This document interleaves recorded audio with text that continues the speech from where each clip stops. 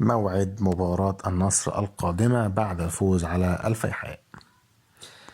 فاز نادي النصر على نظيره الفيحاء، ويتساءل عشاق الجماهير العالمي عن موعد مباراة الفريق الأول لكرة القدم بنادي النصر السعودي القادمة، وذلك بعد الفوز على الفيحاء في بطولة دوري روشن للمحترفين.